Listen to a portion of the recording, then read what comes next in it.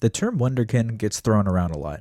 You can be Mozart with the harpsichord, Messi with the soccer ball, or me when I could spell sombrero in a spelling test. You can also be Paul Thomas Anderson and drop out of film school to show the world what you're made of. Film school was never an option.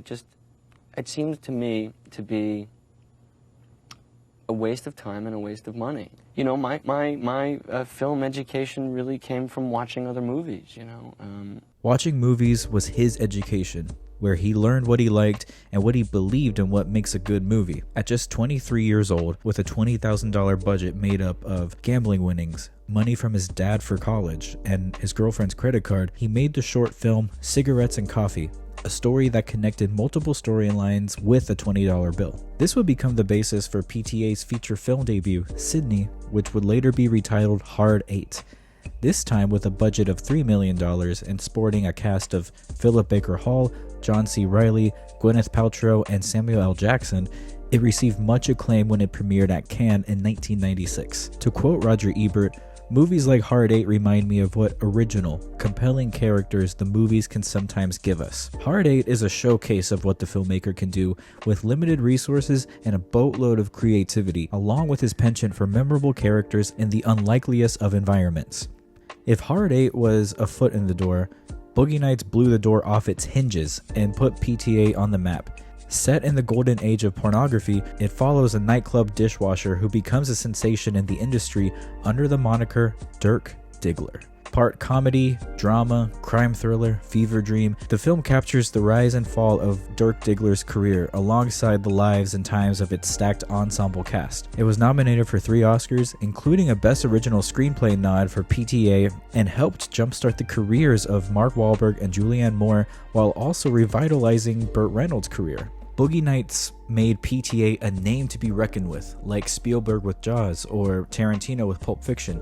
It showed audiences that he had his own style, one that was fresh, exciting, dangerous even. But what exactly makes PTA Paul Thomas Anderson and not the Parent-Teacher Association?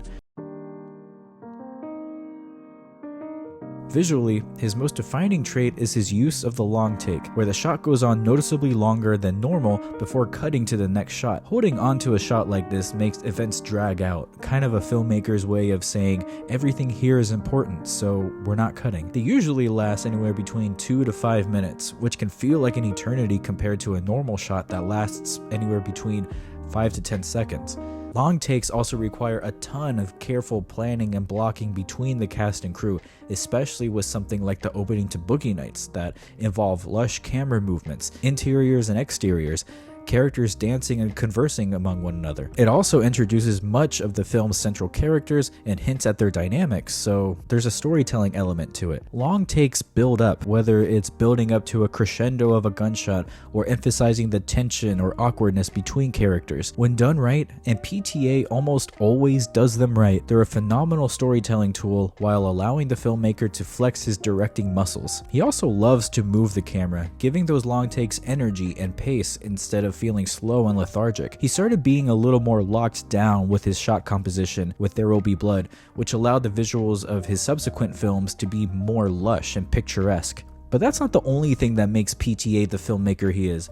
Contrary to other filmmakers we covered here, he's a writer-director, someone who writes his scripts and, well, directs them. I don't know why I felt like I had to explain that, but this makes his films, from visuals to story and dialogue, a product of his habits and sensibilities. In terms of scale, his films are relatively low stakes, in that the conflicts are typically internal or within families, groups, or relationships. His protagonists are usually in search of belonging, whether in the form of romance or surrogate families, or it can be the complete opposite of that, like in There Will Be Blood, where Daniel Plainview's arc is the disintegration of anything good he has in his life. Save for Phantom Thread, all of his films take place in America, particularly the San Fernando Valley, making him a decidedly American filmmaker, becoming a pioneer of the subgenre known as American eccentric cinema, films that challenge or subvert traditionally American ideals, ethics and morality, the obligations of the individual, the effects of family breakdown, and social alienation. So all of this to say, Paul Thomas Anderson is a certified American filmmaker, along the likes of Charlie Kaufman, Wes Anderson, David Lynch, all creative anthropologists in every sense of the term. With the success of Boogie Nights, New Line Cinema gave PTA carte blanche for his next film, which is what every independent filmmaker dreams of. As such, he followed up Boogie Nights with an even bigger, more ambitious, sprawling epic in the form of 1999's Magnolia. Instead of taking place over several years, Magnolia takes place within a day and follows an ensemble of interrelated characters going through some unique brand of turmoil within their lives. Everyone here is essentially a lead, all looking for meaning, purpose, love, acceptance. And it's pretentious as hell. It's at times overdramatic and grasps for larger than life themes, and by large, I mean biblically large themes. Still, I think he knew that while writing it. You kind of have to when you're tackling a narrative that comprises of everything and everything is connected, and things, no matter how insane or unlikely, just happen. Magnolia is a gloriously overstuffed film, one that's a marvel to look at now when filmmaker-driven movies are in such a short supply. It's pretentious in the endearing sense, like that one guy at the party who somehow knows the secret to world peace. We need those guys in our lives, which is what makes Magnolia special. Following the film's release, PTA infamously said, "I really feel that Magnolia, for better or worse, is the best film I'll ever make." He's since backtracked on that statement, attributing a self-importance one feels in their late 20s, but we get it, Paul. This one's a classic. After reaching the thematic highs and ungodly runtime of Magnolia, his next film was purposely shorter, smaller, but still packed a punch. 2002's Punch Drunk Love is an exercise of discipline, chaos, and subversion. PTA went out to make a film that had half the runtime of Magnolia. He wanted to make a romantic comedy starring Adam Sandler to subvert the usual makings of a Sandler pick to showcase the man's dramatic chops. Keep in mind here, this was prime Sandman we're talking about. Punch Drunk Love is rightly known as proof Adam Sandler can bring to drama what he can give to comedies. It still stands as one of his best performances and acts as one half of an insane double feature with Uncut Gems. It also shows PTA's variety as a filmmaker. Brevity is a soul of wit, and here he is distilling a story down to its bare, chaotic essentials with incredible results. It also has my all-time favorite crash out in any movie, courtesy of PTA's best frequent collaborator, Philip Seymour Hoffman. No, shut up! Shut the fuck up! You have no right to take me. Shut up! Will you shut up? Shut up! Shut up! Shut up!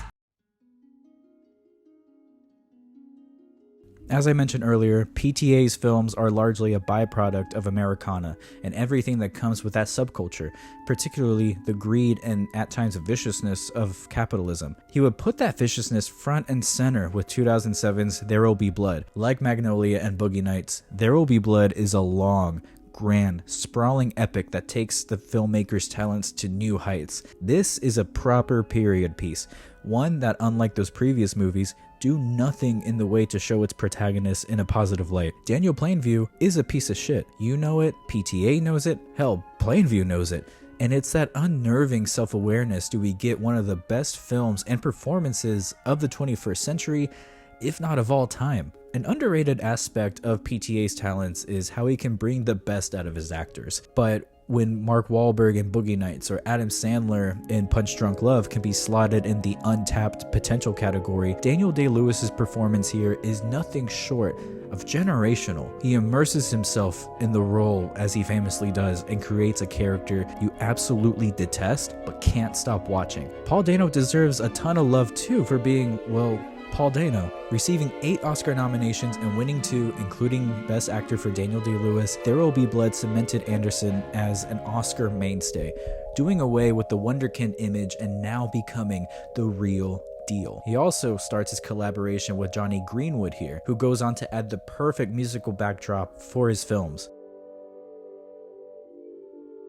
After There Will Be Blood, PTA started working on his next film, a story that involved a, quote, charismatic intellectual. The charismatic intellectual in question may or may not be L. Ron Hubbard, and the subject in question may or may not be Scientology. Though not directly mentioned, it's widely agreed upon that PTA used the beginnings of Scientology as the jumping off point for 2012's The Master. What's easily his most picturesque film, this is an even more cerebral, at times abstract addition to the man's filmography. It was shot almost entirely on 65mm film stock, making it the first fiction feature to be shot and released in 70mm since Kenneth Branagh's Hamlet in 1996. Good Shakespeare movie, I might add. Complementing the gorgeous visuals is a trifecta of excellent performances from Joaquin Phoenix, Philip Seymour Hoffman, and Amy Adams. They all bring their A game here, delivering performances that, for my money, rival the highs of There Will Be Blood. Sure, it didn't enjoy the awards glory or box office success of that movie. The Master is still that hidden gem of a filmography filled to the brim with other hidden gems. The man's catalog is just that good. It's also the film he said that he's most proud of, and it probably led to a pretty awkward encounter with his Magnolia star Tom Cruise, but that's neither here nor there. By this time, PTA had established himself as one of the most respected and beloved filmmakers out there, reaching highs and acclaim that others could only dream of.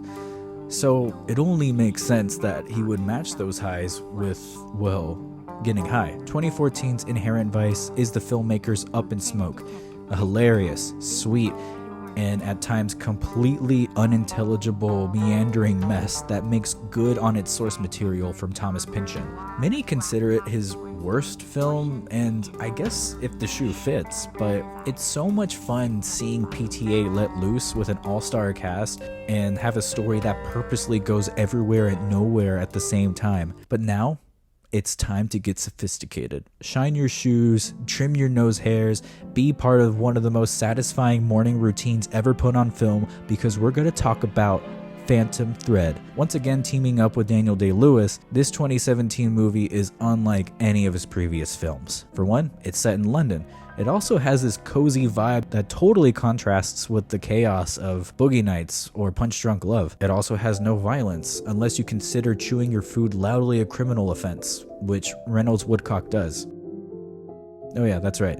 His name is Reynolds Woodcock, and that's one of many reasons Phantom Thread is a masterpiece. Though there's little in the way of action or violence, this is a freaky movie full of freaky characters who just so happen to be in love with each other. It's a subtle love story, but once you see and are in tune with what's bubbling under the surface, you're in for one of the most satisfying and deranged films of 2017. And special shout out to Johnny Greenwood for the absolutely sublime score here. I mean, like, this is the stuff of legend right here. And you best believe this movie won the Oscar for costume design. It also won like that all expense paid vacation because he had the shortest Oscar speech of the night. Daniel Day-Lewis would go on to retire from acting after Phantom Thread, but in what's probably the best use of one's own Nepo baby privileges, he's coming back for 2025's Anemone, I think that's how you pronounce it, written and directed by his son Ronan. PTA's first film of the 2020s is a return to form, in the sense that he returns to the San Fernando Valley in the 1970s through a handheld lens and also with a good old-fashioned 16:9 aspect ratio. Licorice Pizza is a loving throwback to PTA's beginnings as a filmmaker. His casting of Cooper Hoffman is absolutely inspired, showing us that not only is he his father's son, but he can make an absolute generational career in his own right. His dad would be so proud. Alana Hayek is a revelation here as well, and I really hope that she gets more work soon. She's fantastic. All in all, it's a reliably chaotic PTA film, one that harkens back to his earlier work with the polish and eye for visuals that make up his later films. And of course, it's got a sweet soundtrack. Paul Thomas Anderson is one of those rare filmmakers that don't have much in the way of flops. Even a film like Inherent Vice is purposely aimless and meandering, and it still has its own legion of fans, myself included. Molto panicaco! He's one of those filmmakers whose new films genuinely excite me because he's proven himself time and time again to deliver. His next film, though, feels like it's gonna be, how should you say, an uphill battle after another. The marketing behind one battle after another kind of petrifies me. The epic posters, the action-packed trailers, a Fortnite tie-in shows me that Warner Brothers are having insanely cold feet after financing a $150 million adaptation to another Thomas Pynchon novel. But if the early reviews are anything to go off of, we're in for something special. Something that might get PTA that elusive Oscar. And this big budget something that concerned me that PTA wasn't going to get final cut for this movie, it's actually a point of comfort. Filmmaker-driven films like this are in such short supply nowadays, so to see him secure such a large budget from Warner Brothers of all studios feels like a step in the right direction.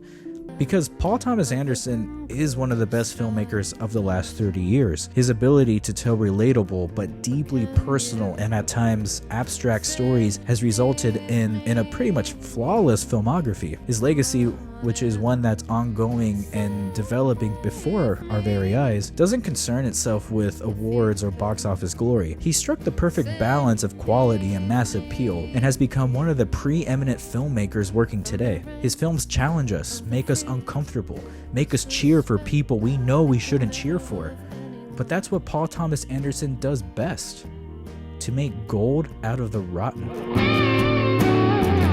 It struck me